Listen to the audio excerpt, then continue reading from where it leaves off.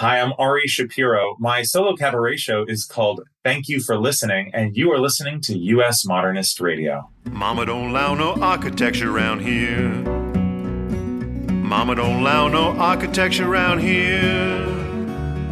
Oh, I don't care what Mama don't allow, gonna draw mine modern anyhow. Mama don't allow no architecture around here. Welcome to U.S. Modernist Radio, where we talk and laugh with people who enjoy, own, create, dream about, preserve, love, and hate modernist architecture, the most exciting and controversial buildings in the world.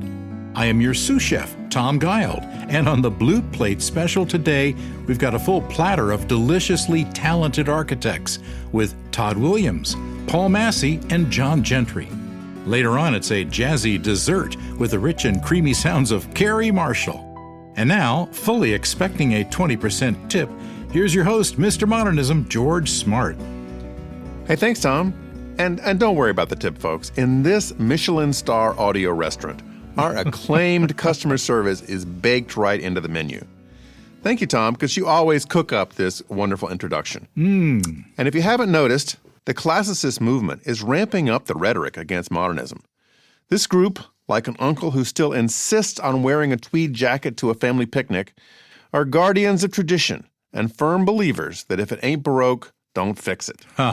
They believe their arguments are as sturdy as a Parthenon column, that beauty lies in proportion, that modernism is ugly, that classical architecture is what America was founded on. They forget that classical architecture was pretty much all we had in 1776. We also had slavery, and women couldn't vote, and horse transportation. But I don't hear people clamoring for those to come back. Classical architecture offers a sense of permanence, a connection to our past, and a comforting familiarity. Modern architecture is an inspiring connection to an optimistic future. It embraces innovation, and it reflects one fact that classicists hate: things evolve.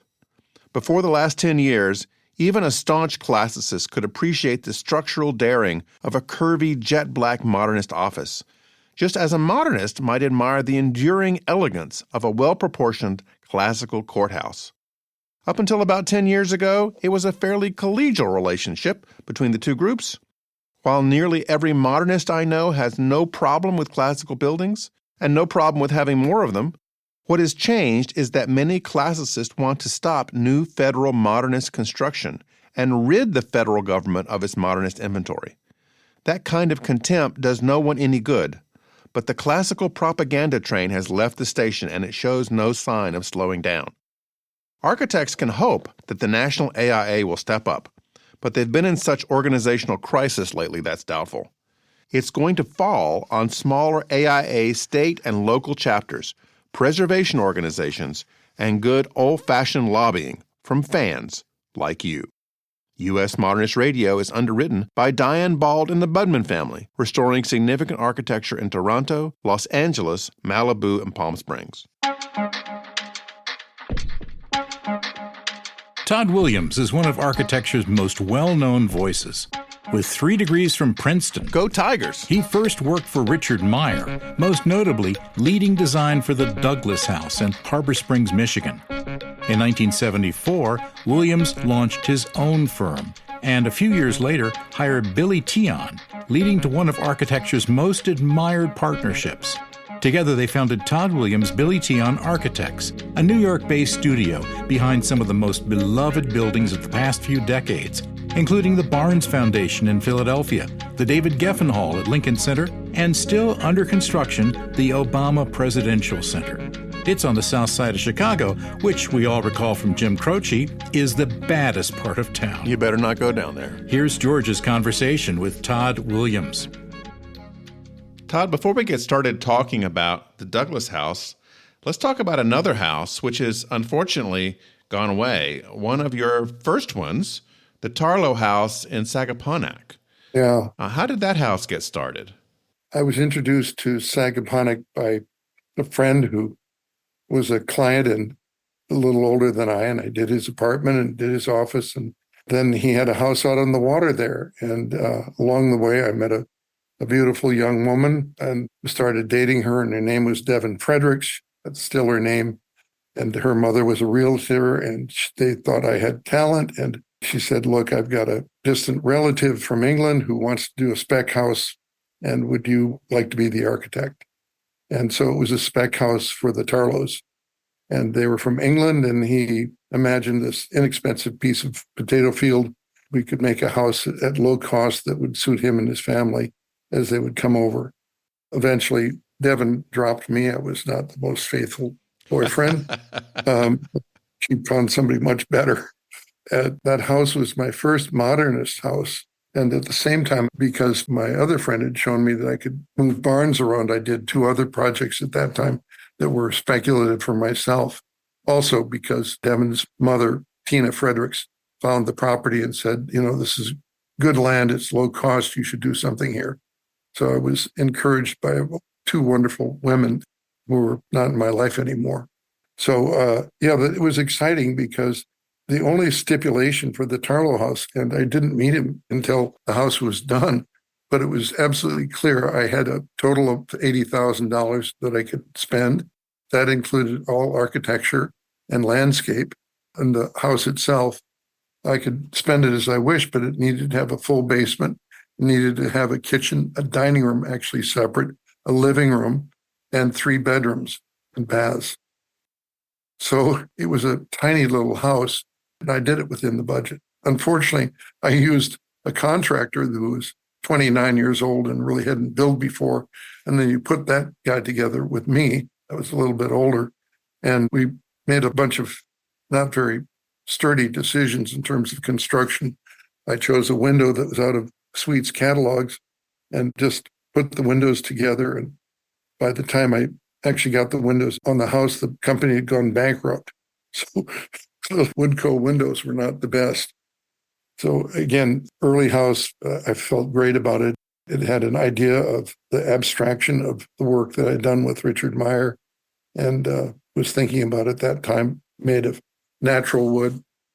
Unfortunately, it was pretty flimsy, but the cost of land and everything around meant that the bulldozer was ready to take it over, and you could probably just blow on the wall and it would fall over. The pictures of it are really stunning. I mean, just gorgeous. Well, and the woman who bought it a few years after the Tarlows sold it lived there. I think she was involved in the theater. She adored it, but I think it was getting old, and the house it took a lot to repair, and then she gave in, and I remember she apologized to me, but she would have to sell it. Well, let's go back to the Douglas house. You were working for Richard Meyer, and I believe the story was that the fellow he was somehow connected with U-Haul of Canada was the client? It was Blue Arrow Douglas. That was the name of his trucking firm.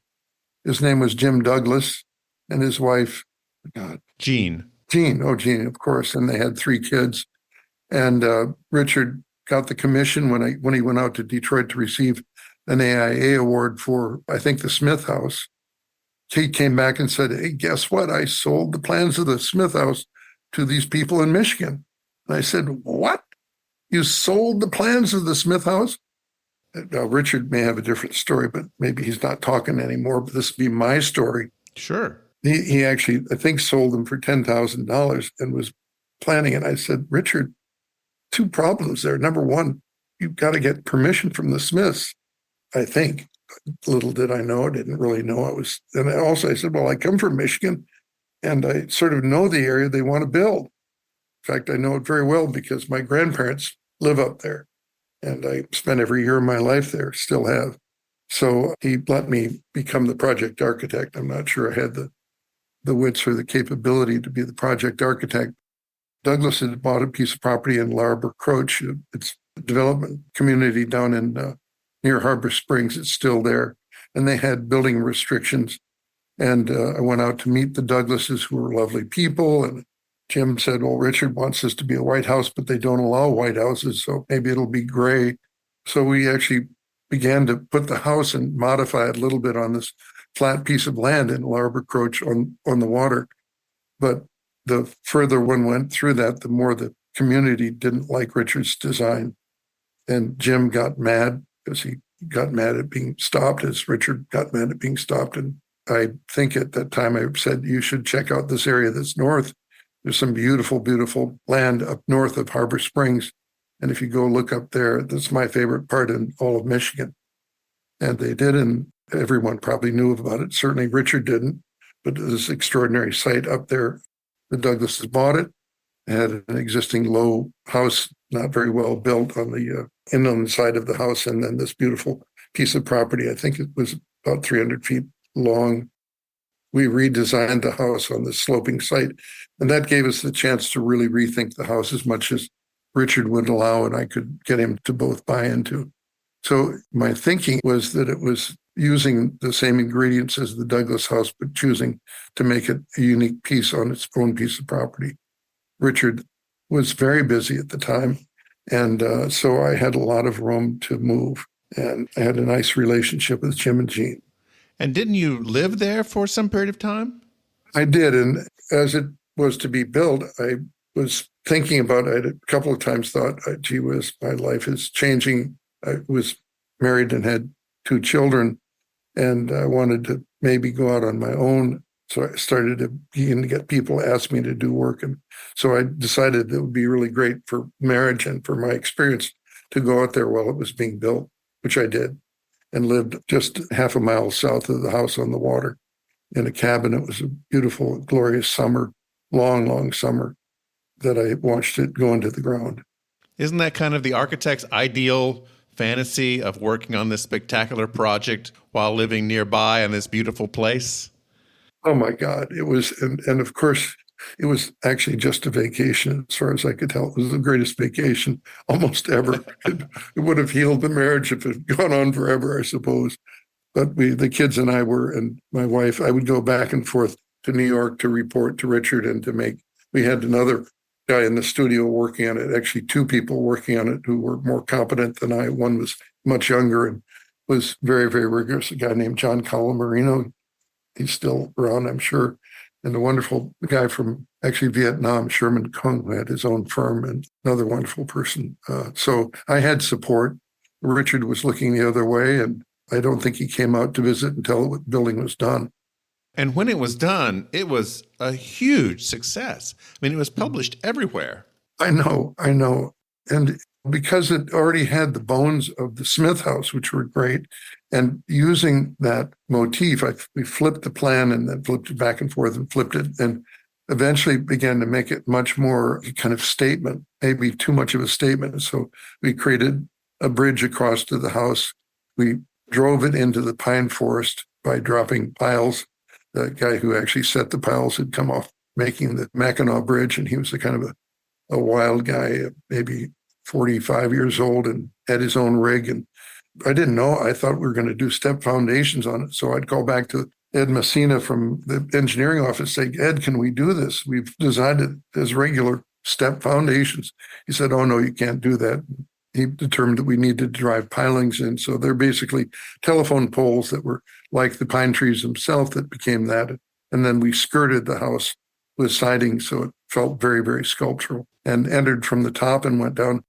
All of this made very little financial and living sense, but it was incredibly beautiful because you were looking due west out of Lake Michigan, floating above this pine forest. And, Jim Douglas would come to see the house, and he began to wear reflective sunglasses. It was just unbelievably bright when it was bright. They lived in Grand Rapids and were thinking about retiring and coming up there, and I think they did briefly, but then Jim, within, I think, 3 years, they sold and moved to San Francisco. Yeah, they sold in 1981 to a guy who added carpeting, foil wallpapers, heavy drapes, and early American furniture. Woo! Yeah, I never saw that, but it's funny, it's 81, so it was quite a bit later. Huh. Well, they moved earlier than that, no question, but 81, wow. So we finished the house, I don't know, I'm going to guess in 73 or 4, 73, yeah. I had left the office about 6 months earlier. I didn't really see the very end of the construction. And I'd be very curious as to how long Jim and Jean lived there and stayed there before they moved to San Francisco. But I think they visited from time to time. I don't know the second owner. Then was there a third owner too, perhaps? Oh, yes. There was a third owner. That owner was Paul and Penny Beitler, who did a restoration in the 80s. I did see that. I never saw it with the 81, the horrible, yikes. Okay. Now, when you left Richard Meyer's firm in 73, what did you do between then and the time you started your own practice? Well, I started my own practice the moment I left there. I told Richard I had a house from a high school friend had asked me to do it in Colorado. And I said, I'd really like to work on it. I met this guy and he came to me and I'd like to have it in your office. And he said, well, if it's in my office, it's my house. And I said, uh-oh. I asked Richard, well, will you make me your partner? He said, no. Wow. So I said goodbye. I took the house, and then I had been separated from my wife, and I worked on the house and took it into working drawings. And then the owner, he had divorced his wife, or the wife divorced him, and the house never got built. So suddenly I was out of work. But Richard also sent me kindly enough 2 other projects that were small. So I survived for a little bit. And then I finally realized I wasn't really going to survive. I've got a partner who is a friend. That's another mistake you can make. Mostly a friend rather than a real partner. Yeah. And then that went for a while. It was called Tod Williams Architects, and then went on my own. And eventually Billy came to work for me. I was always, as working on the house, thinking of both Richard and the site, and what's Richard's work should be and the site. So I could converse with him pretty comfortably about the house. He was so busy and had so much going on that it's his house 100%. But in a way, I was trying to be inside his head and in my own. I don't know how one does that, but that's what people do from time to time. Well, let's fast forward now. So you are working on the presidential library for President Obama. A number of years you've been working on that. I assume that this started, like many of these do, with some sort of competition you had to enter? Well, the first competition, this came by submitting credentials, and 140 people or so submitted credentials when there was a calling for the Obama Presidential Library. Ultimately, that was culled down to about 30 people, and from the 30, by another series of requests and information about the firm, culled down to 7, and then we competed for it. So it was a long and arduous way to get a job, but it was an amazing job, and it's a job of a lifetime. Now, when you win it, Tod, does Barack Obama call you up and say, hey, you're the one? He actually did. Really? He actually did that. It was the best. He actually did that. And he didn't quite say you won. He said, I'd like you to come in and meet me. Each of the 7 competitors did meet Barack and Michelle Obama at the White House in the Oval Office because they wanted to get to know the architect. So Billy and I went down to the Oval Office and met with 2 people from the foundation, and President and Michelle Obama, and spent an hour with them. Every one of the competitors did that. So they got a feel for us and we got a feel for them. But then we had to compete, and the competition was arduous and took a long time. I have to say we didn't get paid for it, but we did it willingly and produced a huge amount of work. And when we knew that we were down close to getting it, he called and said, would you come on down to Washington, D.C.? I'd like to talk to you about the project. I think it was the day before his daughter's birthday or something like that. And we went into a very heavily guarded, anonymous building and went down into the basement. And he walked us through all of the competition entries, telling us the virtues of every other project. Of course, we were like, oh my God, I cannot believe that they produced such beautiful work and we got this project. But in the end, he did say, yes, this is your project, but I want you to do a couple of things. I have read that Obama wanted to be an architect at one point in his life. Was that true? I'm sure he did. He's wanted to be a lot of things and could be a lot of things. But one of the things it's clear he has an interest in is form and art and architecture. And the guy can read plans. The guy is deeply invested in trying to understand, not as much as I would like him to, I should say.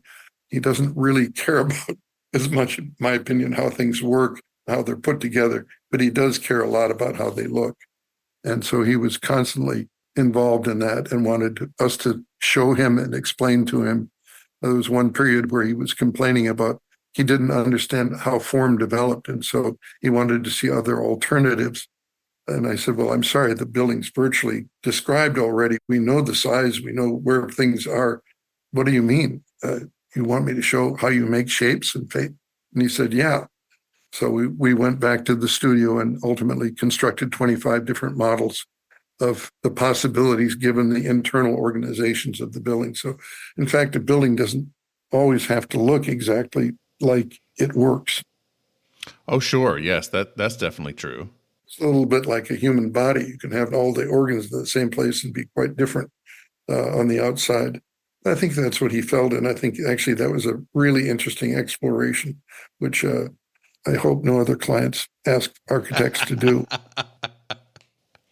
Now, that was approximately 2016, I'm guessing. Yeah. What's the status of this project now in 2025? Well, I'll be out there in a week. Billy will be too. The form is almost entirely there. The primary element is a tower. This is the shaped tower that he ultimately asked us to construct. We knew where the pieces and parts were, but it's there. It's being clad in stone. And then one of the interesting features is the Selma speech as a kind of decorative screen on the top of the building. And that will be going in the summer. Parts of the buildings are being finished as we speak. Parts of them will lag. We have someone going out tomorrow to think about the site because, it's a 19-acre site, at least, if not larger, and all of which is landscaped, working with Michael van Valkenburg. But most of the building is actually below the landscaping, including a 460-car garage and all of the services done below grade. And so we've created a park on top of all this stuff. So 460 cars. Now, is that intended, is the staff going to be that big in that place? No. Or is that allowing for visitors? No, it's absolutely. In fact, I complained about it. You can complain to your clients, but they don't always listen to you. You can say, look, I understand what you're saying. I don't want to be president who's endorsing private cars, but we also want people to come there. And it's Chicago and it gets cold and people are thinking about suburban families and so on and so forth. So that's the way it is. And that came to us both from his mouth and from the people for whom we work, the Obama Presidential Foundation. Okay. So our idea was to get rid of all service. And our idea was actually to have somebody else build a parking garage somewhere else if necessary, or to use, automatic cars as we thought would be existing at that time. But no, it'll be a good garage. And for sure, that was the requirement. But at least we said, well, I don't want to see them. We want them below the landscaping. And so that was an accepted compromise. Architecture is all about communication, compromise, positive compromise, I hope, and solving problems, just like the Douglas House. You've got a problem. Well, Jim, you can't use the same plans. You got a different site. Yeah, sure. When that project is all finished in Chicago with this presidential library, when is it going to be the big party? I know that's a moving target, but when do you think you're going to open and have all the network TV stations there and CNN and everybody's going to show up? I've been told it's next spring. Okay. And I will believe it when I see it. There's a lot of work to be done. I think it actually could open, and they want it to open, and I believe it very well might open next spring, right about this time. The building and the site will continue to evolve and grow over the years ahead and the centuries ahead. It'll be there a long time because there's a lot going on and a lot that should make it a really, really permanent and important structure for Chicago and for the world. Well, I can't wait to see it, Tod. Thank you so much for talking with me and sharing the story of these projects, old and new. It's a long journey, but a super exciting one. I thank you for indulging me and to the audience as well.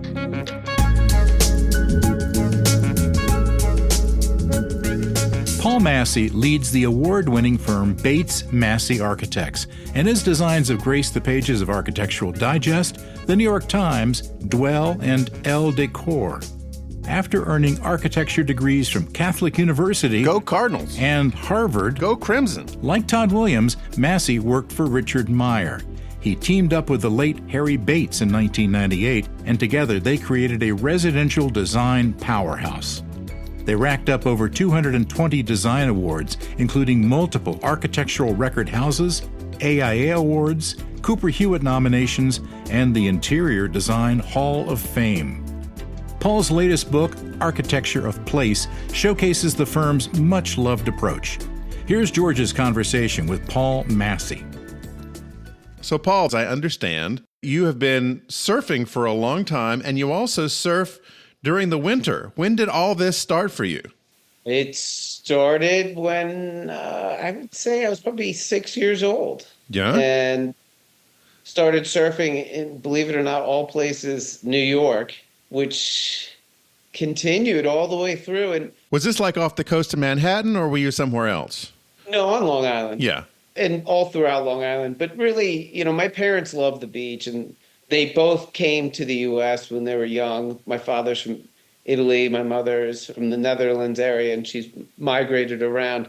But they certainly embraced the beach, and so us children grew up there as much as we could during the summers. But I certainly caught the bug for surfing, which has shaped my life just as much as it has architecture. And really didn't start surfing wintertime till, I would say, probably high school. Yeah. Back then, when we surfed, they did not make wetsuits for children. And I remember, just cobbling anything together to get into the water. It was fun, because it was such a small scene. And, oftentimes it would just be a couple buddies, and that was it. That was the only people in the ocean in the wintertime. And there was a time, too, when surfing wasn't really considered to be cool. Well, I guess that depends on from whose perspective that is. I think you mentioned one time when you were in architecture school, you kind of kept it on the down low. Well, I think there is a certain perspective of surfers and a preconceived notion of sort of how you lived your life. Plus, going to school in areas that were not surf related, I don't think that they would understand. Yeah. For sure. I wasn't announcing it, but that's dramatically changed over the years. And it's curious to see that transition and how it has changed. And, late 70s that I was surfing is probably maybe the late 80s when I first started seeing people who had professional jobs surfing.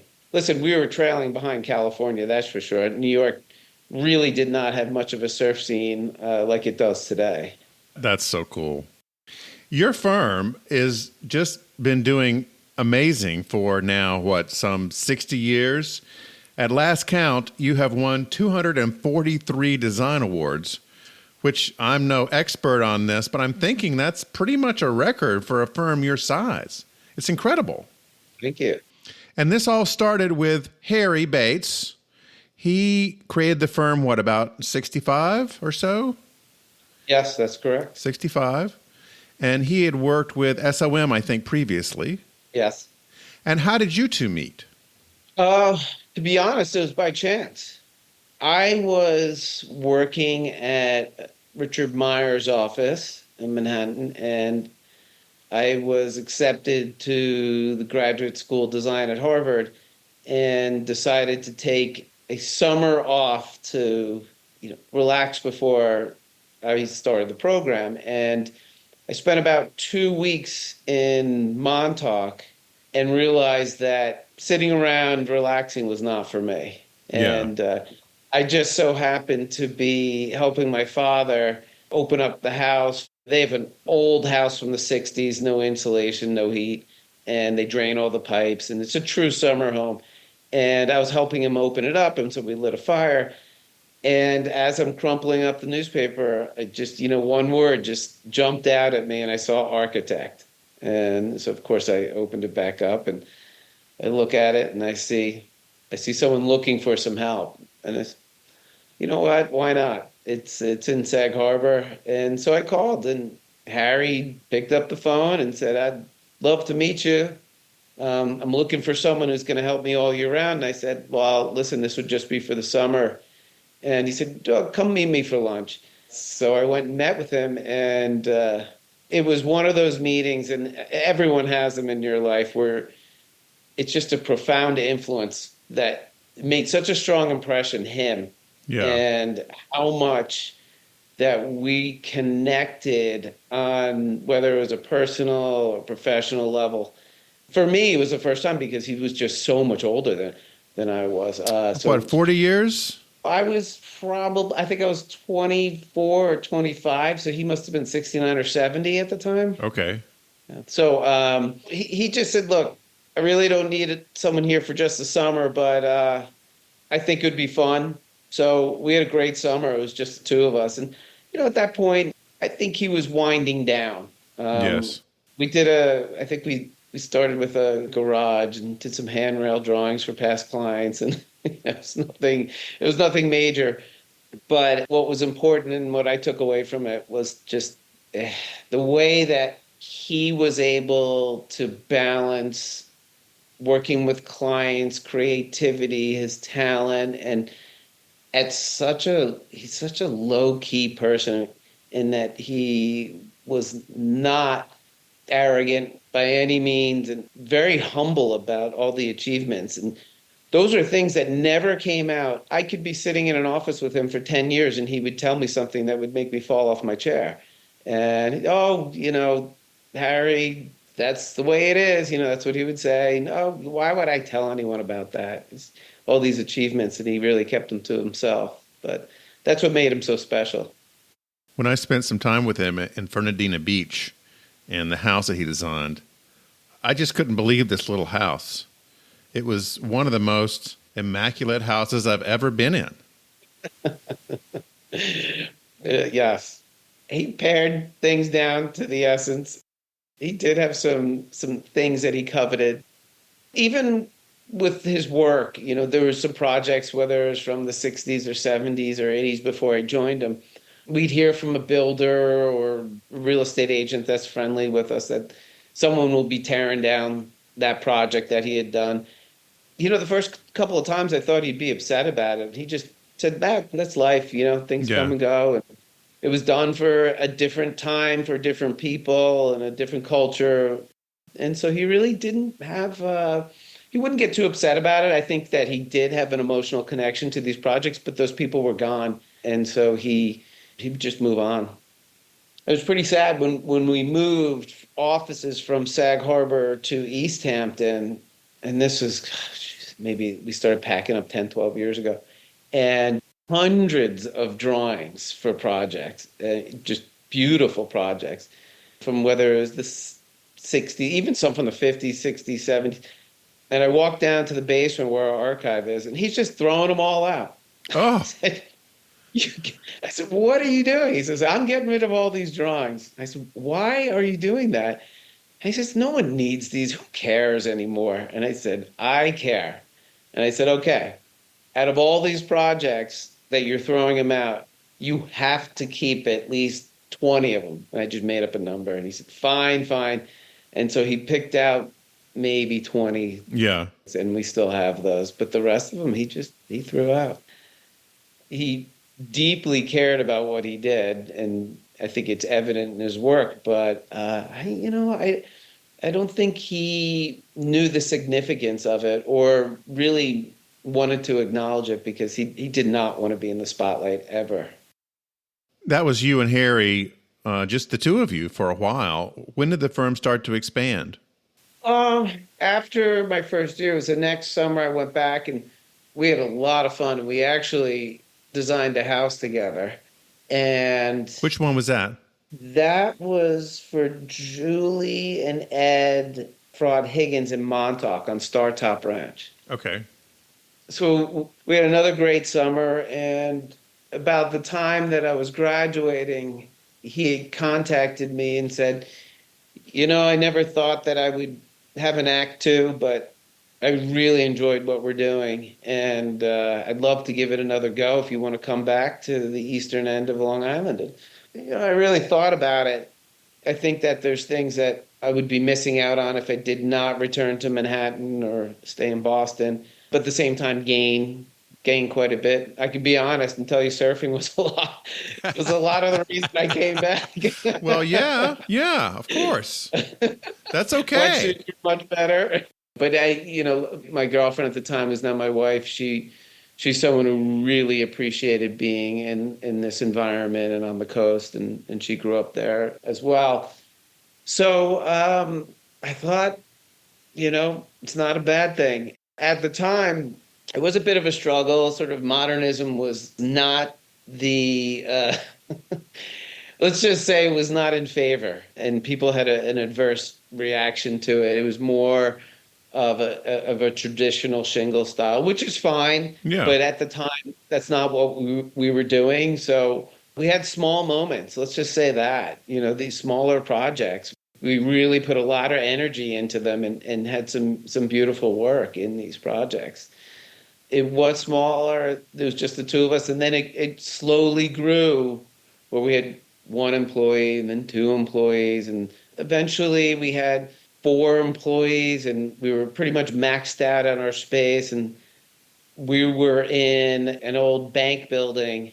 From what Harry tells me, I'm not so sure, but he said it was a dentist's office and it was broken up in all these little rooms. And we kept taking rooms and expanding and filling people in those rooms, which was great that we were growing and expanding. And it was really at a slow rate, maybe one person a year, if that. Eventually, though, it came to the point where I was walking around the office into these separate rooms and, people wouldn't even see each other all day and I became this sort of the communicator. If someone was working on something, I'd say, hey, you should really talk to these guys because they just went through that and they can help you out. And it just wasn't the best environment for the studio. And that's when I said to Harry, we got to do something else. Yeah. So we built our building in East Hampton. We had tried to find Sag Harbor, a spot to stay in there. We were there for about 20 years. And got to say,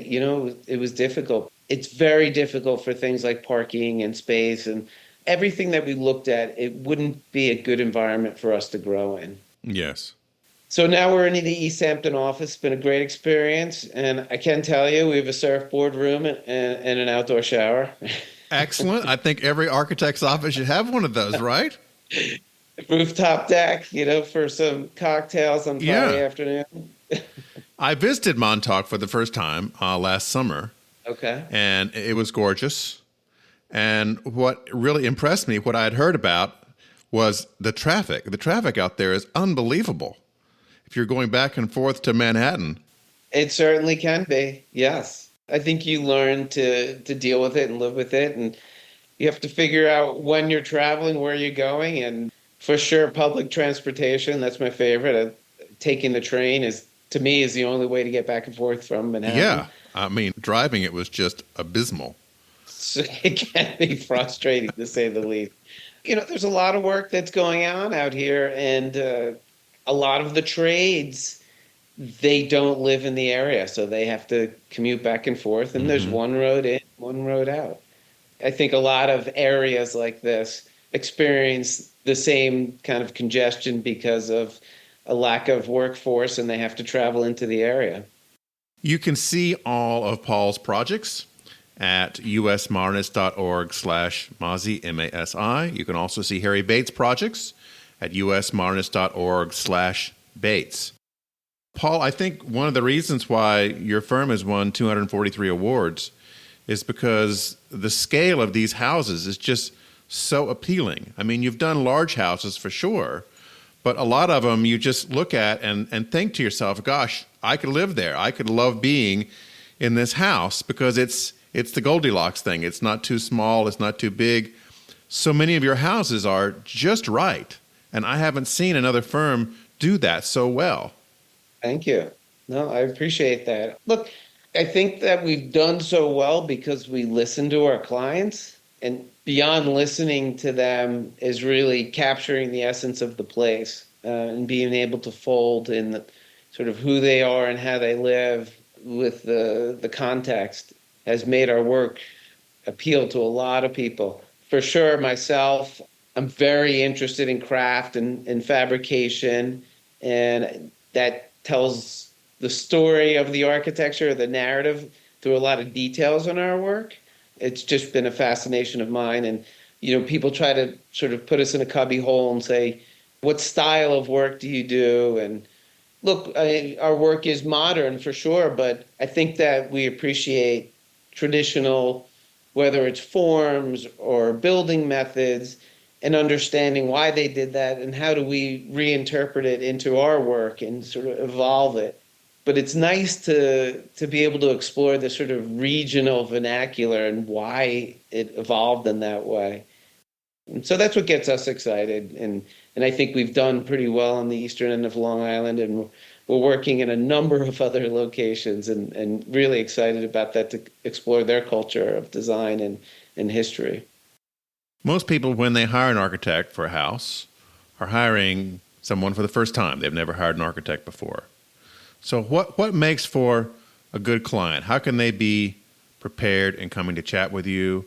Or what mistakes can they avoid in coming to chat with you? It's hard for me to say what mistakes. For a good client for us is just to be a good leader. Look, we're going to get you where you need to be as the designers, and that's in various aspects of design, permitting, construction. But for them, they really set the tone. A lot of the success depends on them. And people are surprised to hear that.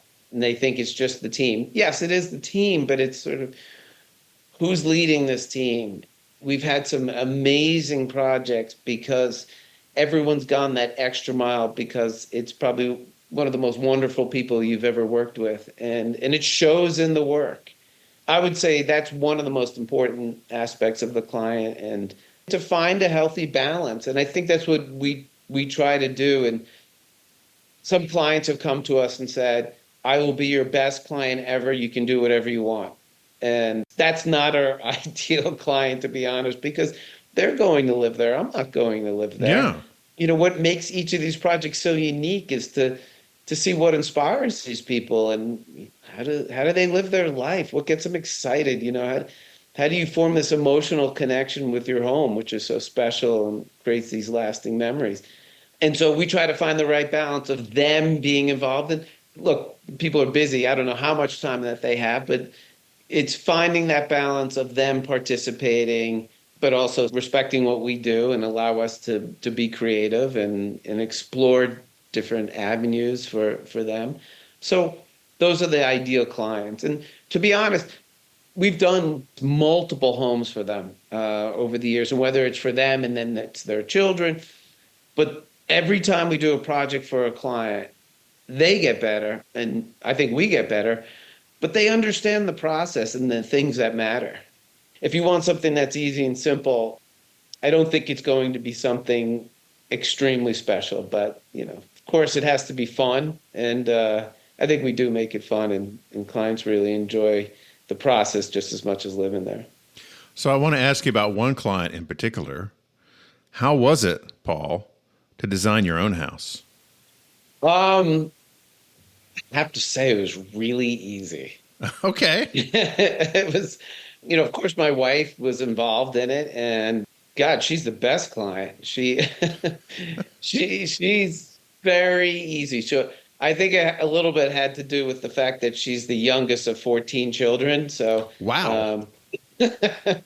Maybe her voice wasn't heard so much, but she was a great partner in building the house. And when I say building the house, and I don't know if you know the story, it was physically, we built this house. It was our first home, small house. And we started the process. And as I was bidding it out to subcontractors, because we were the general contractor, there was things that came in that I said, I could do that. And before I knew it, I was renting a sandblaster and dyeing foundations black and, blasting them to this, interesting texture and color, and laying floors, putting in doors and windows.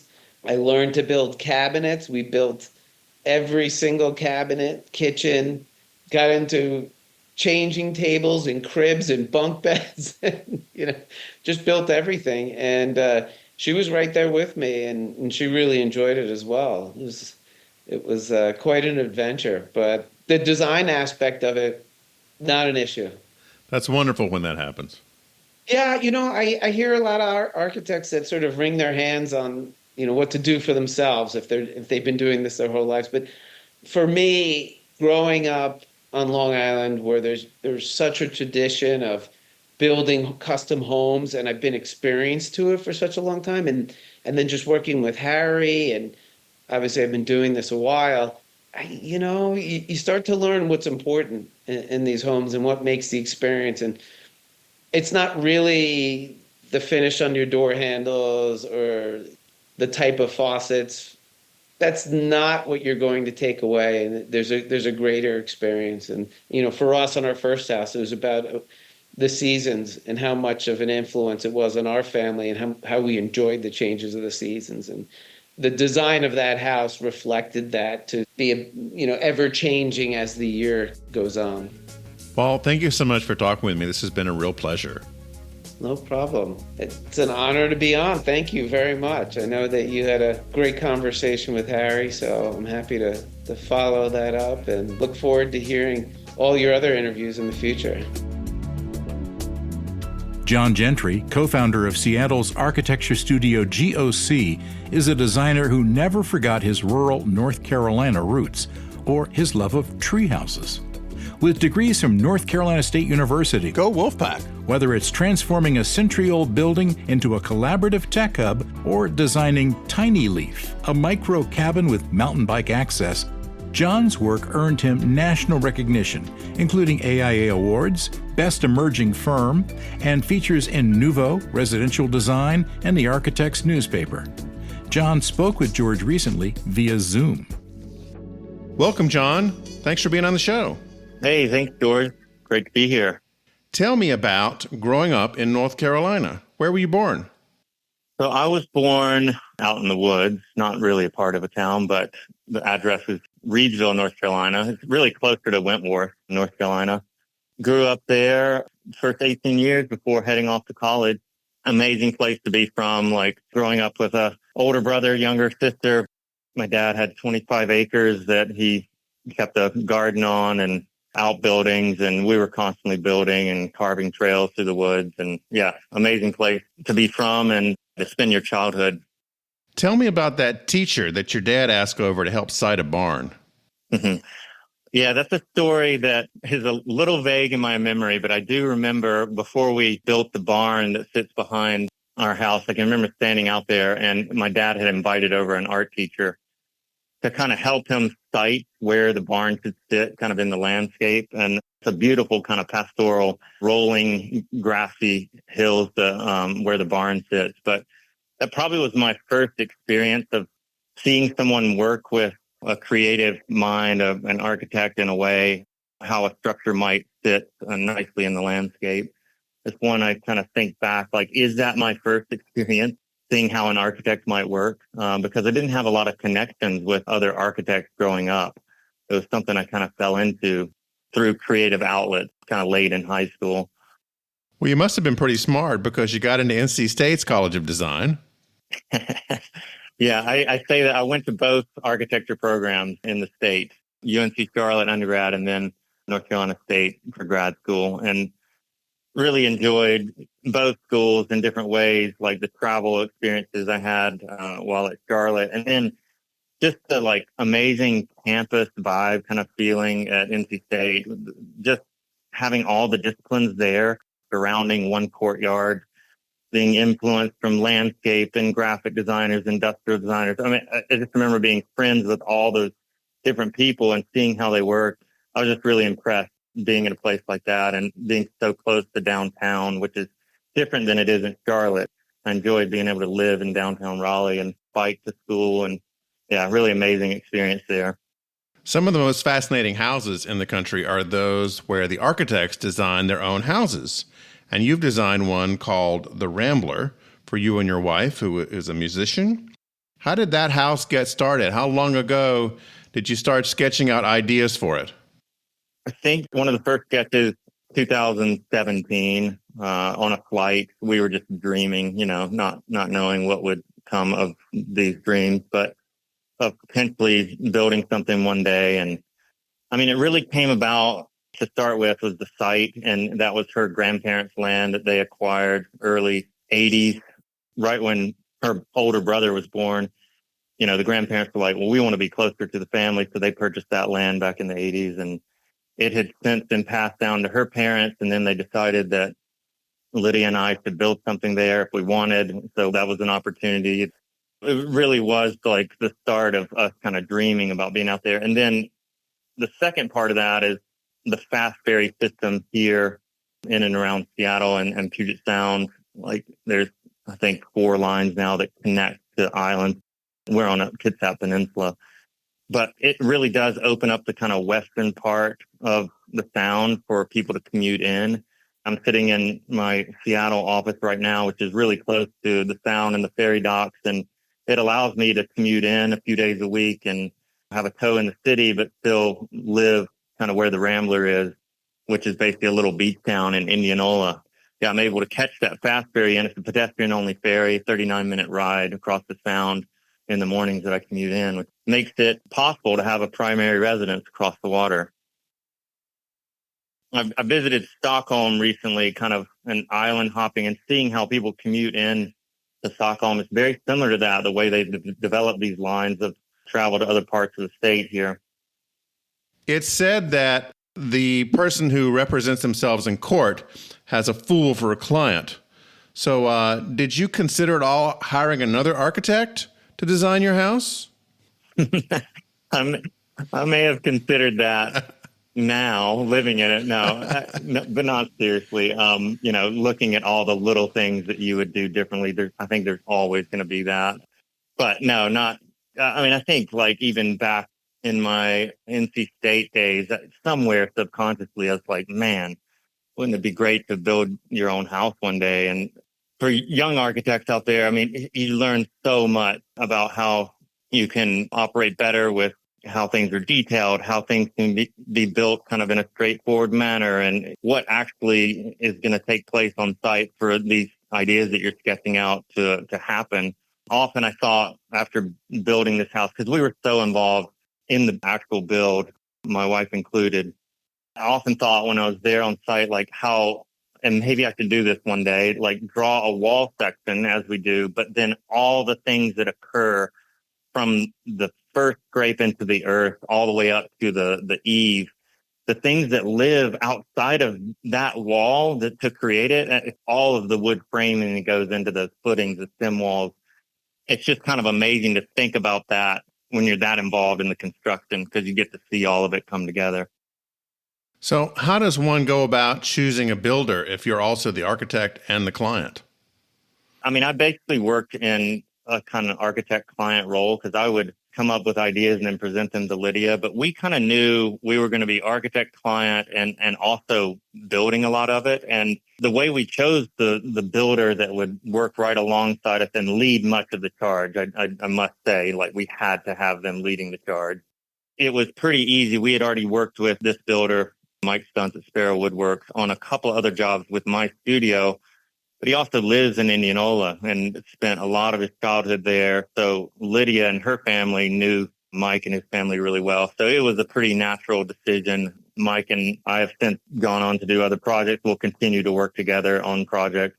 But his shop is also a 90-second drive away from where the site is. So it was there. We could go to his shop to finish cabinets and work on mock-ups and details, which we did during the process. So that was a pretty easy one for us. We had built-in trust already from doing work with Mike and Sparrow Woodworks.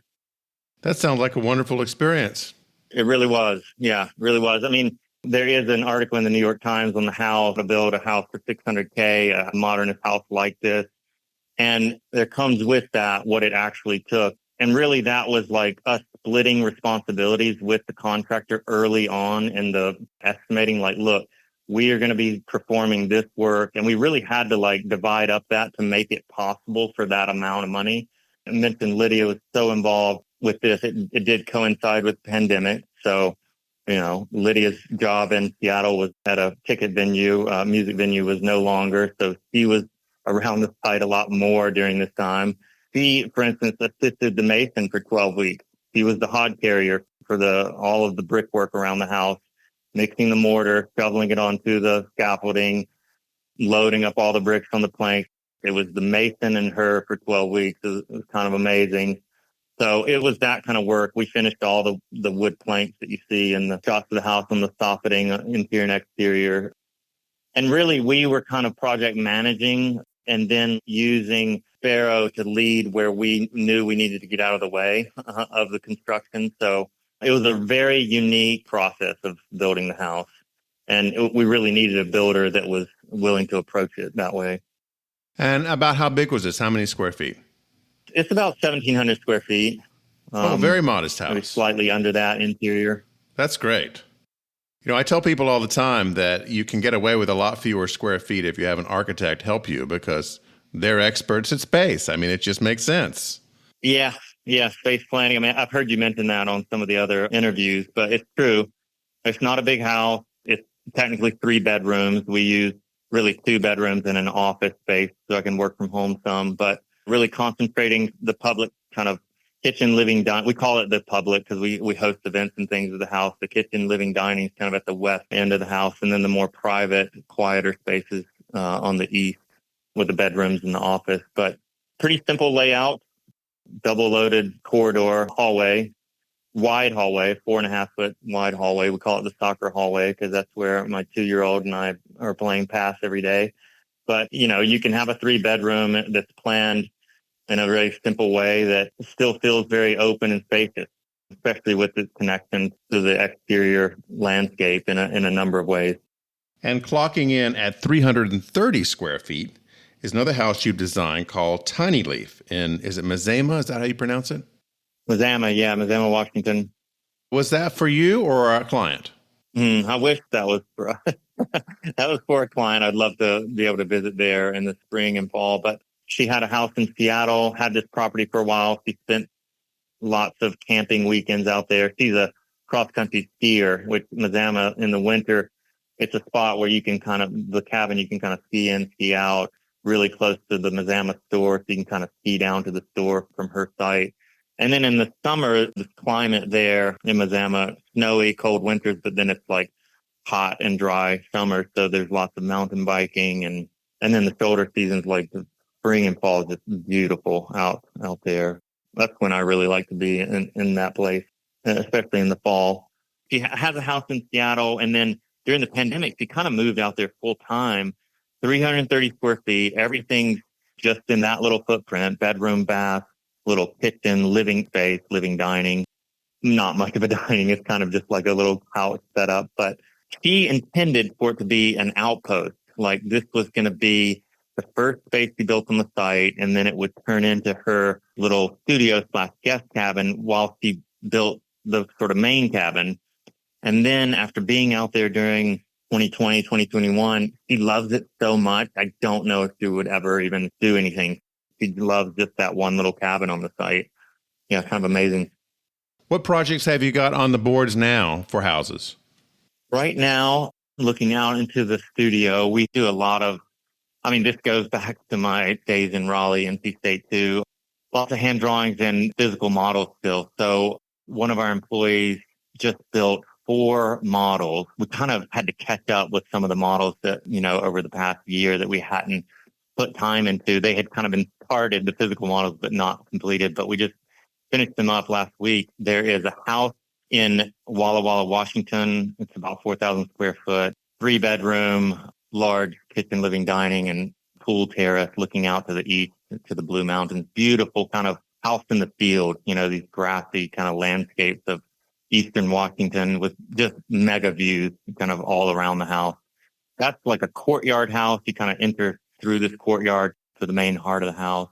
And we're working on a small kind of bathhouse spa. It's like a lookout tower almost. It's on stilts out in Lilywop, Washington. There's an existing cabin on the site, and this is going to be their friend hangout where it's like 2 soaking tubs, interior sauna and shower. It's going to be a sweet little project. And then a house on Lake Kavanaugh, which is an hour and a half northeast of Seattle.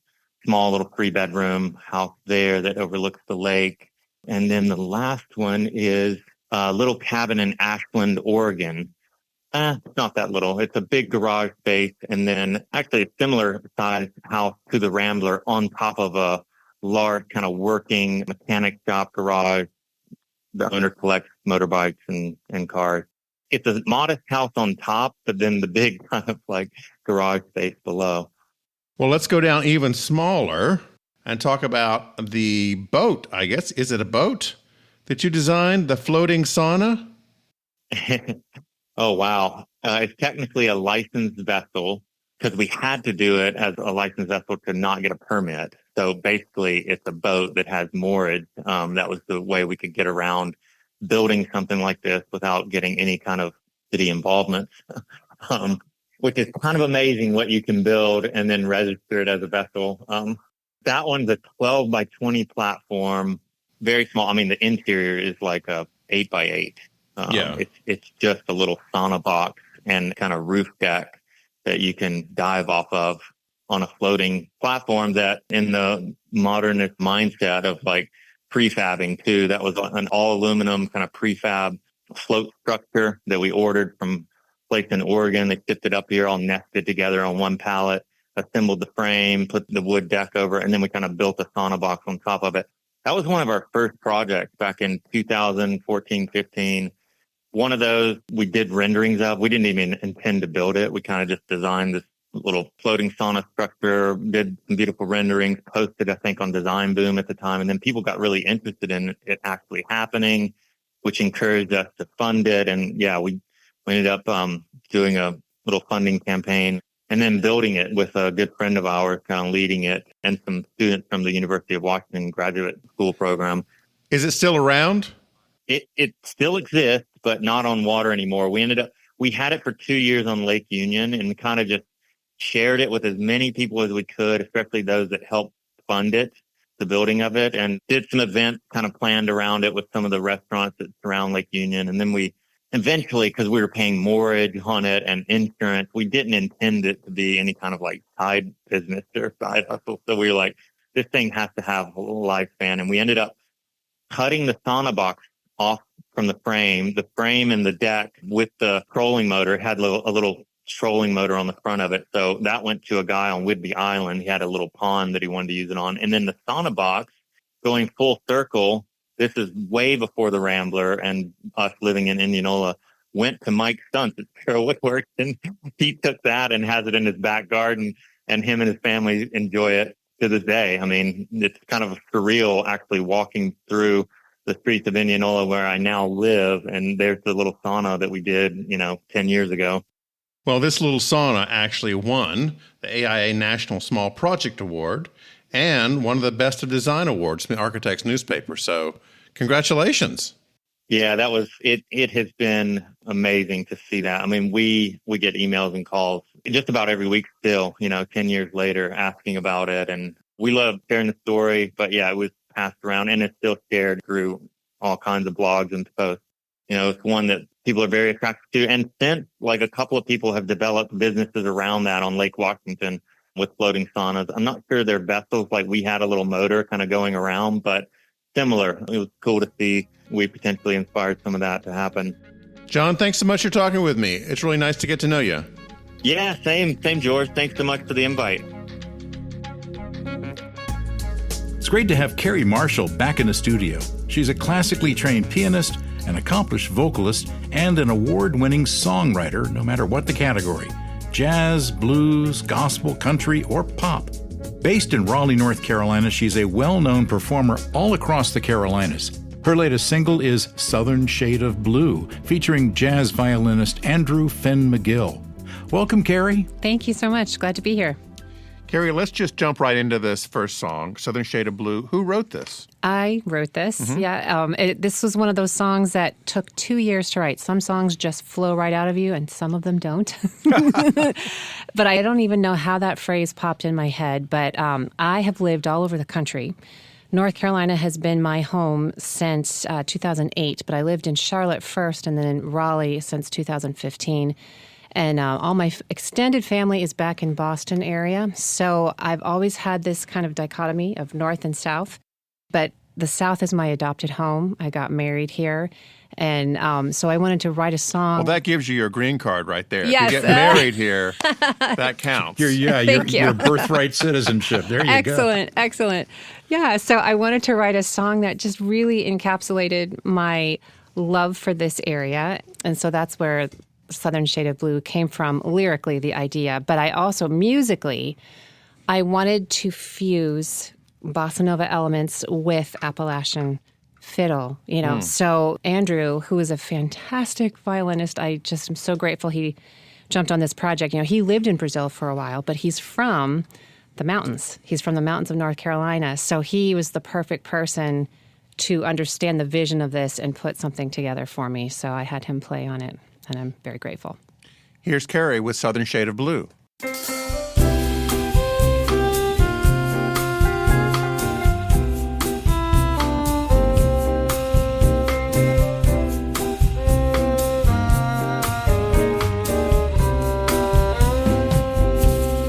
When I think of you, I turn a southern shade of blue, like a Carolina sky, like a smoky mountain view. You make this lonely girl at home. It's the simple truth. All I see is you in every southern shade of blue.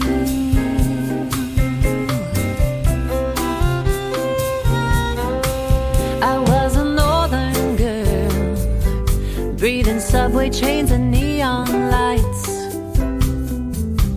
Ambition swirled past the pounding streets to dizzy heights.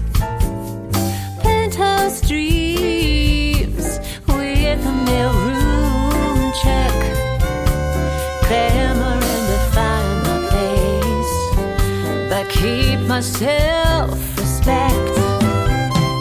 And then I think of you and turn a southern shade of blue, like a Carolina sky, like a smoky mountain view.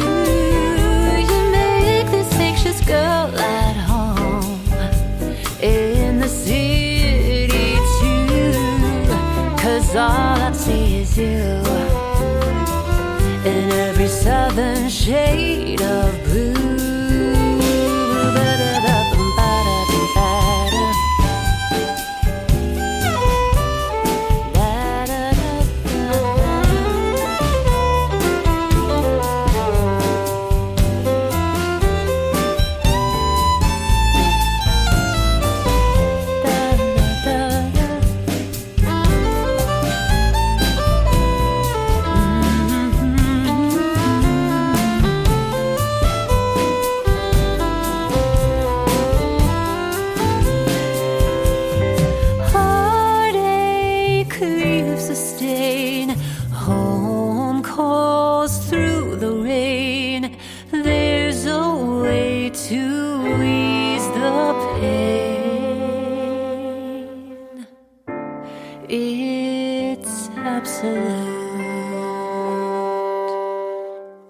I will think of you and turn a southern shade of blue.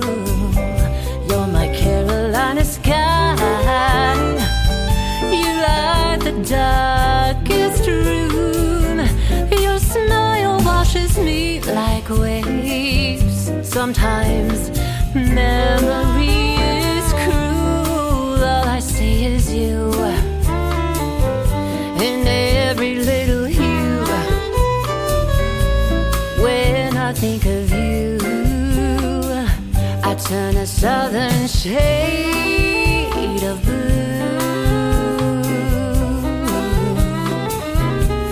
I'm so blue, blue.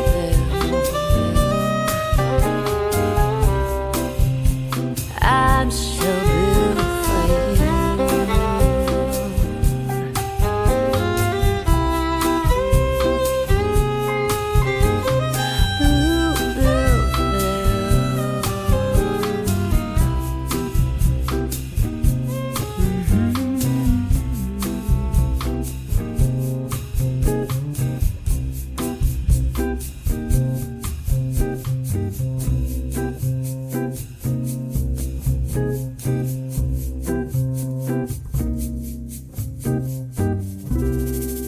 I have this image of women in dresses and men with hats Awesome. kind of walking around sipping something in the summertime. I love it. It definitely has a summertime vibe, I think, too. Yeah, So, yeah. Well, obviously, I mentioned the Blue Ridge Mountains and I mentioned the ocean, but I picture more ocean, breezy, summer breezes, and same thing, like flowy, relaxed. You've got your mint julep or your margarita. Something like that. Mm-hmm.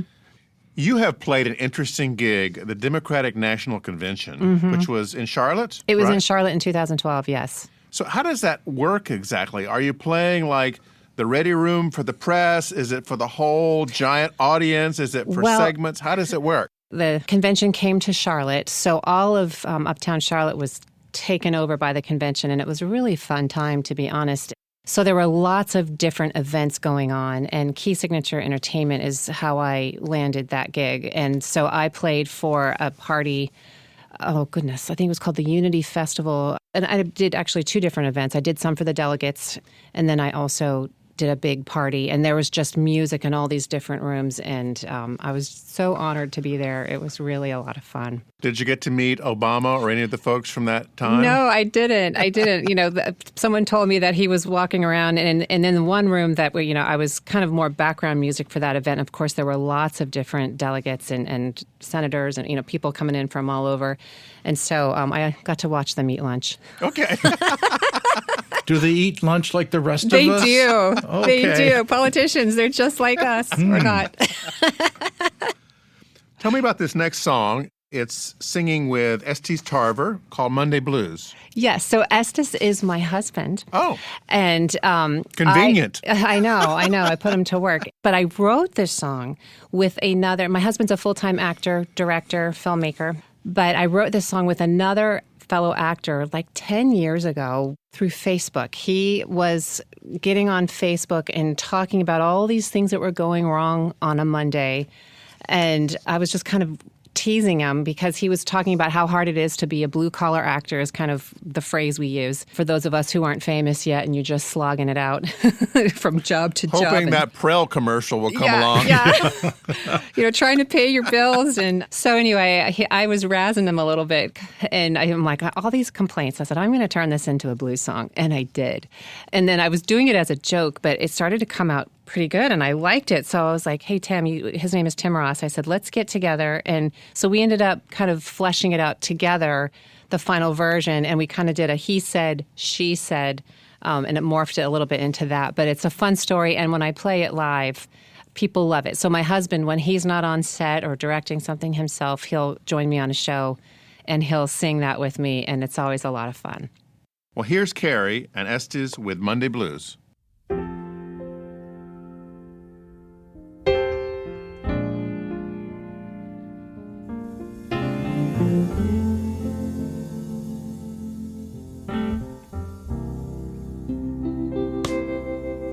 I've got grinds in my coffee, a stain on my shirt,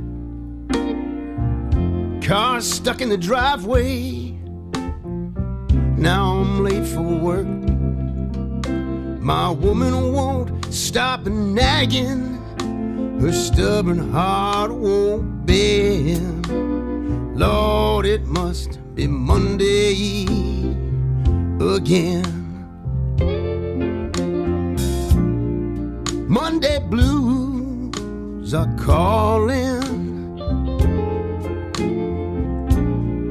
stormy skies are falling. I'm going kinda crazy, but girl, are you in? A pity party is better with a friend. Man said he'd call me, but he won't pick up the phone. I'm tired of feeling lonely while working to the bone. If there was any milk to spill, well, my tears would never end. Lord, it must be Monday again. Monday blues are calling,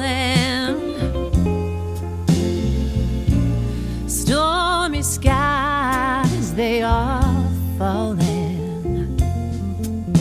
I'm going kind of crazy, but boy, are you in. A pity party is better with a friend.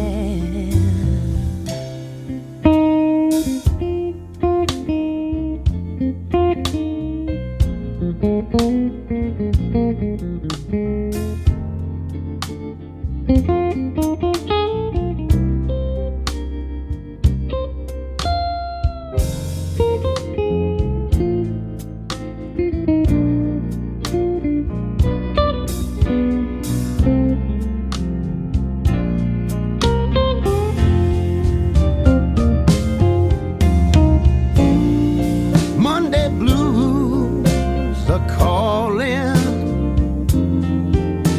Oh, stormy skies, they are falling. I'm going kind of crazy, but girl, are you in? 'Cause a pity party is better with a friend.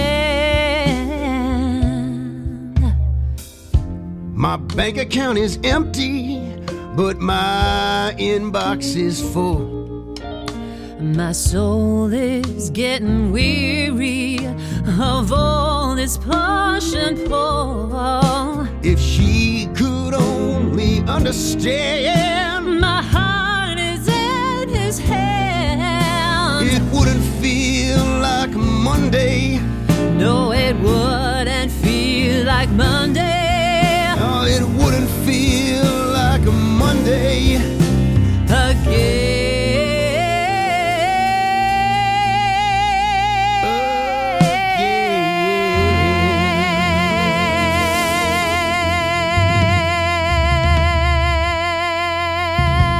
You know that's right. Your husband's got this kind of Joe Cocker vibe going on there. Yes, he does. Estes can sing.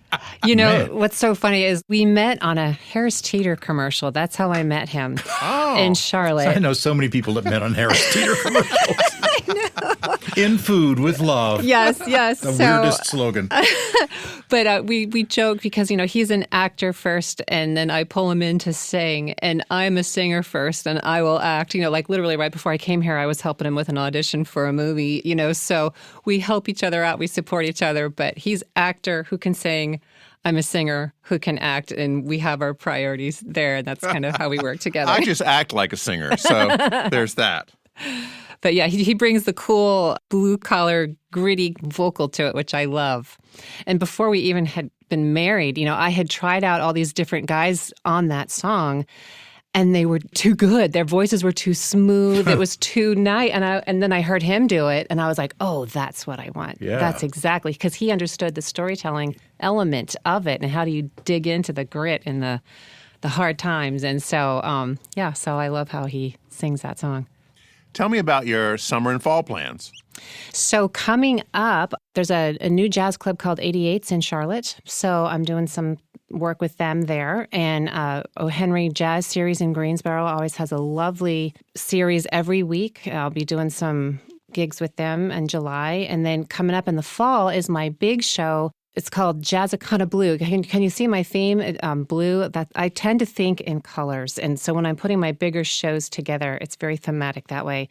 And Jazzicana, I said on a whim, because I'm like, how do I explain to people that I do all these different genres? And I kind of mush them all together, and it works.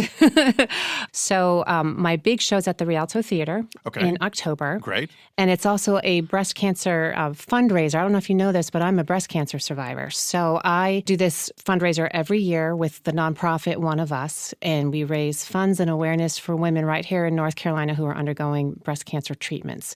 So we have our big show coming up October 24th.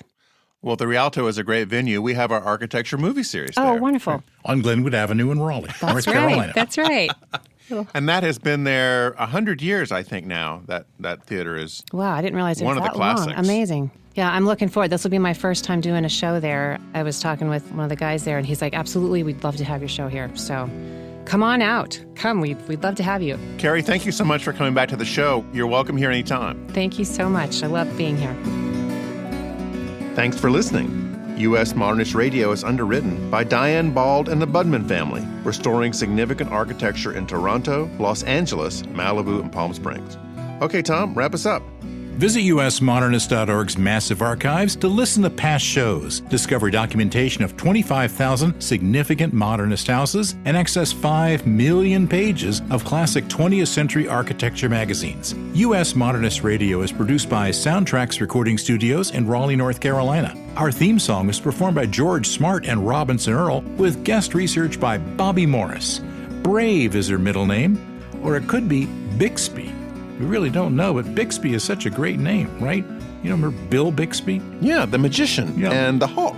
He was also My Favorite Martian's favorite earthling. Oh, yes. U.S. Modernist Radio is a production of Modernist Archive Incorporated, a nonprofit educational archive for the documentation, preservation, and promotion of modernist residential design.